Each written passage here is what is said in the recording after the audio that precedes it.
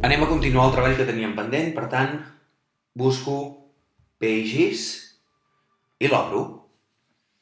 Clico el treball i avui aprendrem a fer coses noves com insertar fotografies. Apretant el botó Més, tenim aquí diferents pestanyes. L'última és la de fotografies. Podem fer-ho de diverses maneres. La primera, per exemple, anant al nostre carret i insertant qualsevol foto, per exemple, aquesta.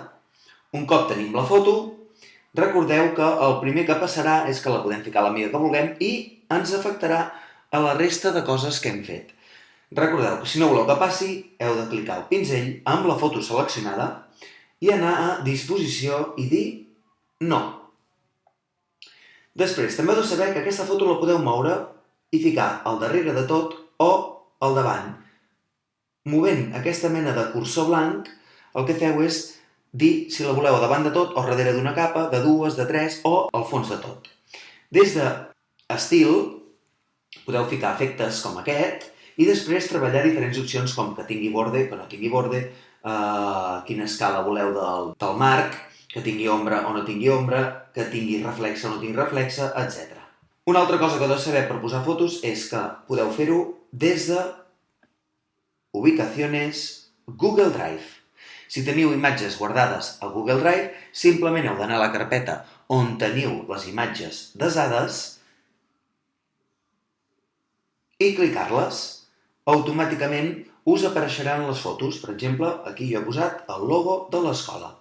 Recordeu que per defecte sempre afecten els treballs. Per tant, pinzell, disposició i no. Una altra manera d'insertar fotos. Obrim la multitasca i, per exemple, busquem una imatge d'una poma. Vaig a Imágenes, agafo una poma. Clico una miqueta a la pantalla i em surt l'opció de guardar imagen o copiar. Anem a provar copiar. Vinc aquí. I recordeu que si cliquem a la pantalla i deixem anar, diu pegar. Surt la imatge, la fem petita, anem al pinzell i li diem que no a la disposició i així no afecta. I ara, atenció, fixeu-vos que aquesta imatge té un fons blanc que no queda prou bonic.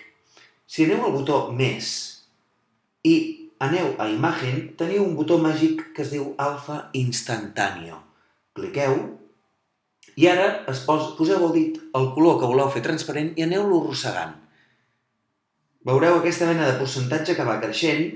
Heu d'intentar no passar-vos, perquè, per exemple, ara afecta la poma i això no ens interessa, només ens interessa fer desaparèixer el fondo. Per tant, ho deixo més o menys així i faig OK. I fixeu-vos que la poma que tenia un fondo blanc automàticament hem fet el seu fondo transparent. Ara ja sou tots uns experts a l'hora de posar fotografies en els vostres treballs. Recordeu que clicant a dalt de tot, Documentos, guardareu el vostre treball per continuar-lo el proper dia.